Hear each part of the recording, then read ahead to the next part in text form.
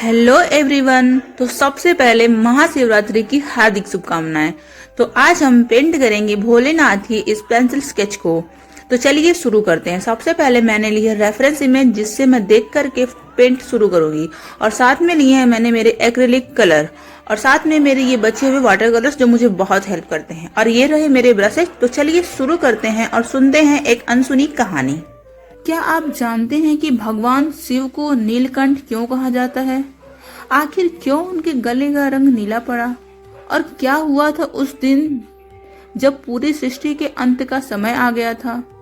आज महाशिवरात्रि के इस पावन अवसर पर जब मैं महादेव का ये तेजस्वी और शांत स्वरूप पेंट कर रही हूँ, तो हम उस गाथा की गहराइयों में उतरेंगे जहाँ त्याग, साहस और करुणा की पराकाष्ठा थी। तो चलिए इस दिव्य चित्रकारी के साथ जानते हैं नीलकंठ बनने का वो महान रहस्य।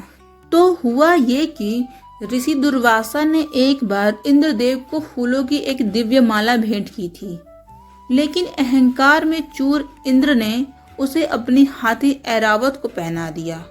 हाथी ने उस पवित्र माला को कुचल दिया, जिससे क्रोधित होकर ऋषि दुर्वासा ने देवताओं को श्राप दे दिया कि वे अपनी सारी शक्ति, वैभव और लक्ष्मी खो देंगे। श्राप के कारण देवता शक्तिहीन हो गए और दानवों ने स्वर्ग पर कब्जा कर लिया। अपनी शक्ति वापस पाने के लिए देवता भगवान विष्णु के पास गए।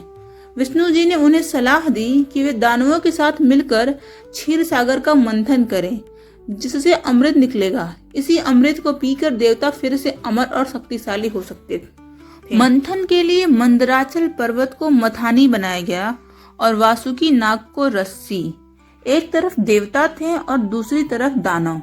लेकिन जैसे ही मंथन शुरू हुआ, सभी को लगा कि सबसे पहले अमृत निकलेगा और सभी अमर हो जाएंगे।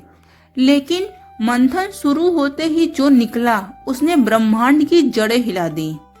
मंथन से अमृत नहीं बल्कि हलाहल निकला। ये इतना भयंकर विष था कि इसकी गर्मी से दसों दिशाएं जलने लगी। देवता और दानव जो अमृत के लिए लड़ रहे थे, अब अपनी जान बचाकर भागने लगे। कोई भी इस जहर को रोकने की शक्ति नहीं रखता था। सब जानते थे कि अगर ये जहर धरती या पाताल तक पहुंचा तो जीवन का नामो निशान मिट जाएगा। तब सब भागे कैलाश की ओर। वहां महादेव समाधि में थे। जब उन्होंने आंखें खोली तो उनके सामने पूरी सृष्टि तड़प रही थी।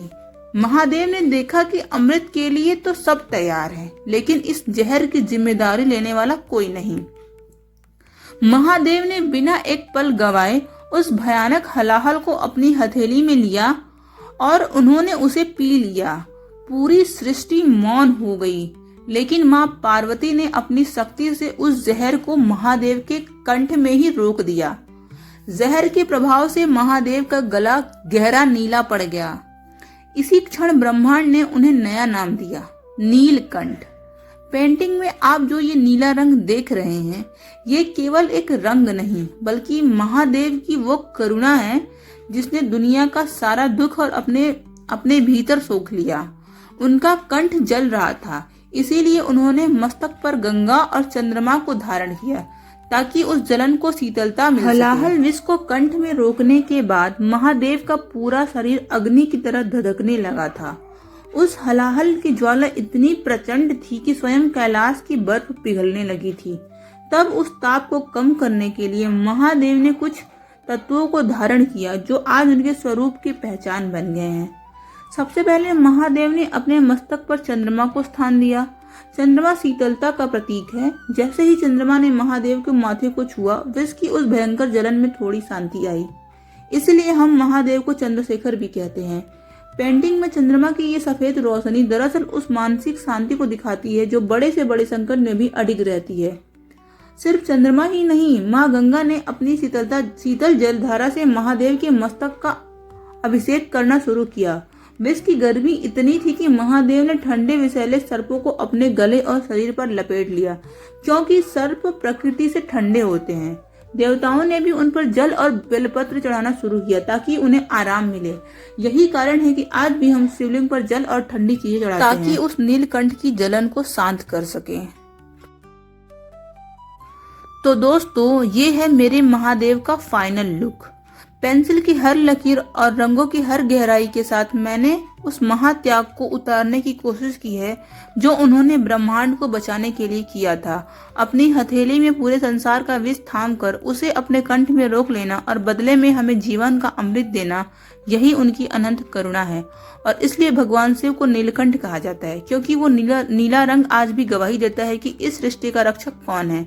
उम्मीद है कि नीलकंठ महादेव की ये कथा और मेरी ये कला आपके दिल तक पहुंची होगी। अगर आपको ये पेंटिंग और इसके पीछे का गहरा अर्थ पसंद आया है तो इस वीडियो को एक लाइक जरूर दें। इसे अपने दोस्तों और परिवार के साथ शेयर करें ताकि नीलकंठ की ये महिमा सब तक पहुंचे। अगर आप चैनल पर नए हैं तो सब्सक्राइब करना ना भूलें, क्योंकि हम यहाँ कला के जरिए ऐसी ही रूहानी कहानियाँ बुनते रहेंगे। और हाँ, कमेंट्स में जय नीलकंठ महादेव लिखना बिल्कुल मत भूलना। आप सभी को महाशिवरात्रि की ढेर सारी शुभकामनाएं। मिलते हैं अगली वीडियो में, तब तक के लिए महादेव की भक्ति में लीन रहें। हर हर महादेव।